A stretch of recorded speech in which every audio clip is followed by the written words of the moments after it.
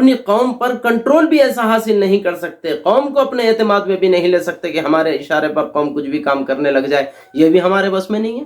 اور ان سب سے بڑھ کر بدترین صورت یہ کہ ہم خود ہی متحد ہو کر کے نہیں دکھا سکتے، حکومتوں پر ہمارا کیا زور پڑے گا، کیا اوقات باقی رہے گی، اور ان کا دماغ خراب ہے حکومتوں کا، جو ہم سے وعدہ کر کے وعدہ پورا کر دیں، وعدہ وفا کر دیں۔ اس کو اچھی طرح سے ہمیں ذہن میں رکھنا چاہیے کہ سیاسی پارٹیاں اگر آپ کا فائدہ کرتی ہے تو بھی اپنے مفاد میں کرتی ہے، اور اگر آپ کے فائدے سے نظر چراتی ہے تو بھی اپنے مفاد میں چراتی ہے۔ الحمدللہ رب العالمین والصلاة والسلام علی سید المرسلین وعلی آلہ واصحابہ واتباعہ وذریاتہ واہل بیتہ اجمعین۔ اما بعد فاعوذ باللہ من الشیطان الرجیم، بسم اللہ الرحمن الرحیم، ولا تکونوا کالذین تفرقوا، صدق اللہ العلی العظیم۔ محترم دوستوں اور بھائیوں، اس سے پہلے ویڈیو میں نے یہ بات کہی ہے کہ ہمیں تقریباً ہر سیاسی پارٹی کی جانب سے دھوکے بازیاں سہنی پڑی ہے، اور سوال یہ ہے کہ ایسا ہم مسلمانوں کے ساتھ کیوں ہو رہا ہے، اس کی بنیادی وجہ کیا ہے، ہمیں غور کرنے کی ضرورت ہے۔ جہاں تک میرے ذہن نے کام کیا تو چند ایک وجوہات میرے ذہن میں آئی، سوچا کہ وہ وجوہات ہی امت کے سامنے رکھی جائیں۔ اس میں سے پہلی وجہ یہ، جب مسلمانوں نے پچھلے کئی سالوں سے اس بات کا تجربہ کیا ہے کہ جو پارٹی بھی آتی ہے، ہم چاہے جس کو ووٹ دے لیں، ہم چاہے جس کا جھنڈا لے کر کے ناچیں، ہم چاہے جس کے زندہ باد ہونے کا نعرہ لگائیں، کچھ بھی کر لیں، بہر صورت کسی پارٹی کی جانب سے زیادہ اور کسی پارٹی کی جانب سے کم، لیکن دھوکے بازیاں ضرور ہمیں ملی ہیں۔ ہم نے چوٹ ضرور کھائی ہے، کسی سے کم یا کسی سے زیادہ۔ سوال یہ پیدا ہوتا ہے کہ ایسا کیوں؟ اس کی سب سے پہلی وجہ مجھے یہ سمجھ میں آتی ہے کہ اس کے حل کا ایک پہلا مرحلہ تو یہ ہے، اس کا پہلا علاج یہ ہے کہ ہم نے اس سے بھی دھوکہ کھایا، اس سے بھی دھوکہ کھایا ہے، تو پھر ہم مسلمان اپنی خود ہی پارٹی کیوں کھڑی نہیں کرتے ہیں؟ ہماری قیادتوں کو یہ سمجھ میں کیوں نہیں آتا ہے کہ جب ہم چاروں طرف سے دھوکے کھا رہے ہیں تو اپنی ہی پارٹی کھڑے کریں، اور اس طرح سے مسلمانوں کو بھی اور غیر مسلم بھائیوں کو بھی ہم اپنے اعتماد میں لیں، اپنی محنتیں ان کے سامنے رکھیں، اور اسلام کی خوبی ان کے سامنے رکھیں، اسلام کے حکمرانوں کی خوبیاں ان کے سامنے رکھیں، اور ان سے ہم وعدے کریں، اور اگر حکومت آتی ہیں تو ان کو دکھایا جائے کہ اسلام میں حکومت کا کیا مطلب ہوتا ہے، دکھایا جائے، مثالیں زندہ کی جائے کہ حضرت عمر فاروق رضی اللہ تعالیٰ عنہ نے حکومتیں کیسے کی تھی، کیا غریب، کیا مالدار، کیا طاقتور، کیا کمزور، ان سب کو کس طرح سے ایکول اور برابر ہماری حکومتوں نے کیا تھا۔ یہ ہم کوشش کریں، یہ محنت کریں۔ اگر حکومت آ جاتی ہے اللہ کے فضل سے تو پھر ہم دکھلائیں کہ اسلام کا انصاف کیسا ہے، ہم دکھلائیں کہ خلفائے راشدین نے، عمر فاروق نے، بطور خاص محمد الرسول اللہ صلی اللہ علیہ وسلم نے کس طرح سے حکومت کی ہے۔ یہ موقع ہمارے پاس ہے۔ سوال یہ ہے کہ ہم ایسا کیوں نہیں کرتے ہیں؟ کب تک صرف واویلا کرتے ہوئے زندگی گزارنے کی فکر میں رہیں گے؟ نمبر ایک تو یہ، چلو اگر حکومت آتی ہے تو پھر ہم اسلام کا نظام بتائیں دنیا کو۔ حکومت اگر ملتی بھی نہیں ہے تو پھر ایک مضبوط اپوزیشن بنیں گے۔ یہ کام ہم کر سکتے ہیں، لیکن ہم نہیں کرتے، ہم کچھ کرنا نہیں جانتے، پھر ہم امیدیں کیا لگائے ہوئے ہیں حکومتوں سے۔ یقین مانیں، آپ، مجھے ہنسی آتی ہے مسلمانوں کے اس وقت جو حال چل رہا ہے۔ ہم کہتے ہیں کہ فلانے نے ہم سے وعدہ کیا اور وعدہ پورا نہیں کیا، فلانے نے ہم سے وعدہ کیا اور وعدہ پورا نہیں کیا۔ تم کیا سمجھتے ہیں کہ یہ عمر فاروق ہے؟ کیا سمجھتے ہیں صدیق اکبر ہے؟ کیا سمجھتے ہیں علی المرتضیٰ ہے؟ کیا سمجھتے ہیں کہ عثمان غنی ہے، جو وعدہ کرے اور پورا کرتا چلا جائے اور تمہارے مفاد میں ہی سب کام کرتے چلے جائیں؟ مسلمانوں کو بھی اور دیگر سیکولر لوگوں کو بھی، غریبوں کو اس بات کو سمجھ لینا چاہیے کہ جو حکومت بھی، بلکہ میں آپ حضرات سے ایک بات کہوں، جس زمانے میں ہم لوگ چل رہے ہیں نا، اس زمانے کے 99% لوگ خود غرض اور مفاد پرستی کی، یعنی جانوروں کی زندگی جی رہے ہیں۔ عام لوگوں کی بات کر رہا ہوں میں، حکومتیں تو بہت آگے ہیں ماشاءاللہ سے۔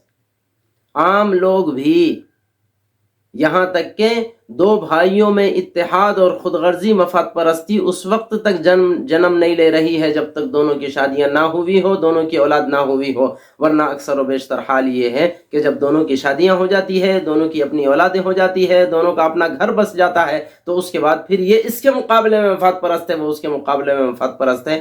الا ماشاء اللہ بعض گھر ایسے ضرور ہیں کہ جو اپنے بھائیوں کو وہ پہلے والے تعلق کی نگاہوں سے دیکھتے ہیں، لیکن اکثر و بیشتر ایسا ہو رہا ہے، یہ ہمیں ماننا پڑے گا۔ تو یہاں تو پڑوسیوں میں ایک دوسرے کے دلوں میں کدورتیں ہیں، پڑوسی ایک دوسرے سے گفتگو کرتے، بات کرتے، دوستیاں رکھتے ہیں تو اپنے مفاد کی وجہ سے ہیں۔ ہماری دوستیاں اپنے مفاد میں ہو گئی، ہماری دشمنی اپنے مفاد میں ہو گئی، ہم کسی کو سلام اور آداب کرے تو اپنے مفاد میں ہو گیا۔ کیا مسلمان کیا غیر مسلم، تقریباً اکثر و بیشتر لوگ اپنے مفاد میں جینے لگ گئے ہیں، تو ہم کیا سمجھتے ہیں کہ یہ حکومتیں اپنے مفاد میں کام نہیں کرے گی؟ بلکہ میں آپ حضرات سے کہوں، حکومتوں سے تو آج کے زمانے کے سیاسی لوگوں کے گھروں سے تو مفاد پرستی اور خود غرضی کی ندیاں بہتی ہے، وہی تو اصل بھنڈار ہے مفاد پرستی اور خود غرضی کا۔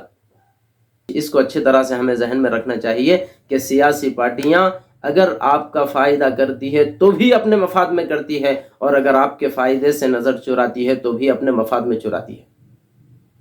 ہم غلط فہمی میں اگر یہ سوچتے ہیں کہ پارٹیاں اگر وعدہ کرے تو وہ خود ہی وعدہ پورا کر لے، حضرت عمر فاروق رضی اللہ تعالیٰ عنہ کا زمانہ نہیں ہے۔ ہم یہ سمجھتے ہیں کہ جو وعدہ حکومتی سطح پر کیا جائے سیاسی لوگوں کی جانب سے، وہ وعدہ اسی طرح سے پورا کیا جائے جس طرح سے وعدہ کیا جاتا ہے، تو پھر ہمیں حکومت میں آنا پڑے گا اور دنیا کو دکھانا پڑے گا کہ دیکھو وعدہ کرنا اور وعدہ کرنے کے بعد اس کو پورا کرنا، اس کو کہا جاتا ہے۔ ہم خود کرنا نہیں چاہتے اور خواہ مخواہ کی ہم نے امیدیں لگا رکھی ہے، یہ امیدیں فضول ہے۔ نمبر ایک تو ہمیں یہ سمجھنا چاہیے۔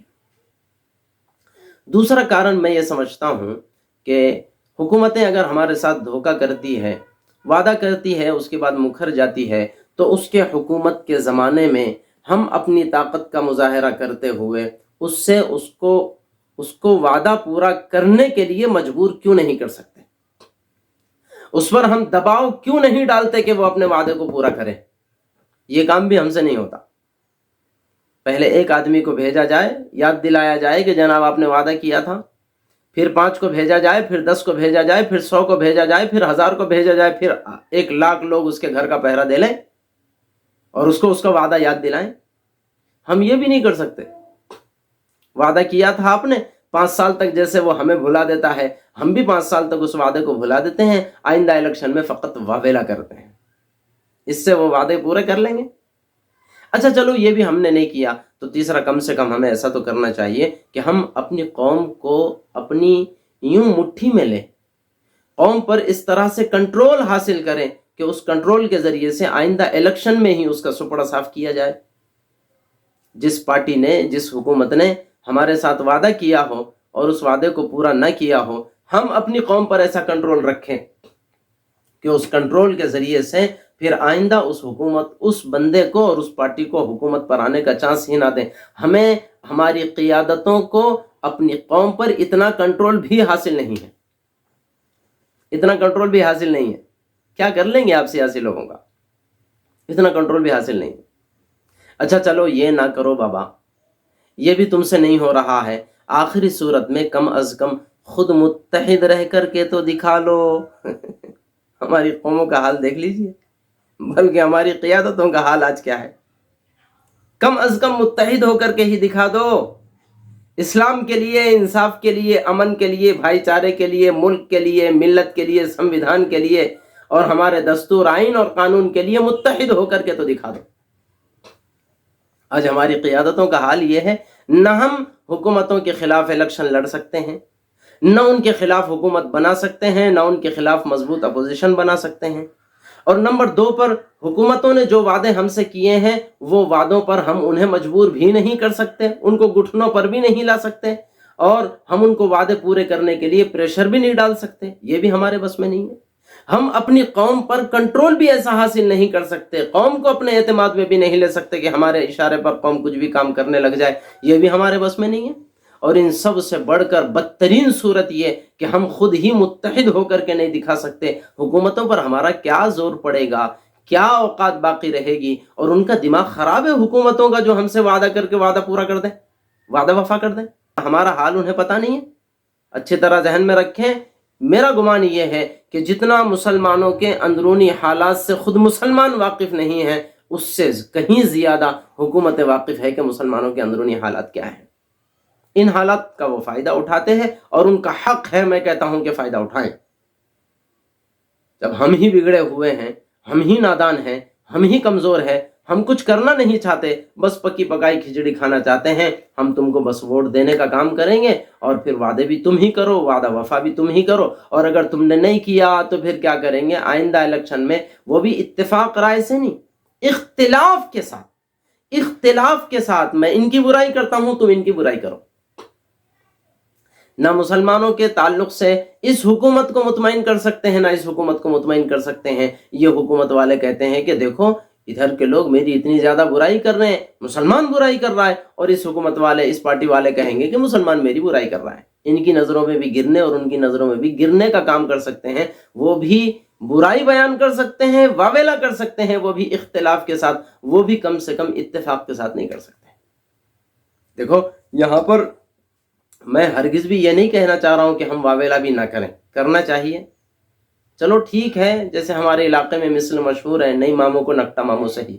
ٹھیک ہے، یہ نکٹا ماموں ہے، اتنا تو کم سے کم کر لو، اپنے زندہ ہونے کا ثبوت اتنے واویلے سے ہی دے لو. ٹھیک ہے، اس کا میں انکار نہیں کر رہا ہوں، لیکن بتانا مقصود یہ ہے کہ ہم اگر یہ کام نہ کر سکتے ہوں، ہم اگر حکومت میں آ نہیں سکتے، ہم اگر مضبوط اپوزیشن بنا نہیں سکتے، ہم اگر اپنی قوم پر کنٹرول حاصل کر نہیں سکتے، ہم اگر اپنی قوم کو متحد کر نہیں سکتے، خود ہم متحد نہیں رہ سکتے، تو فقط واویلا کرنے کی وجہ سے ہمارا کوئی فائدہ حاصل ہونے والا نہیں ہے. بس اتنا کہنا مقصود ہے. باقی اللہ تعالیٰ مجھے بھی اور آپ کو بھی صحیح سمجھ بھی نصیب فرمائے اور صحیح معنی میں اخلاص کے ساتھ سوچنے اور اخلاص کے ساتھ بولنے کی توفیق بھی نصیب فرمائے.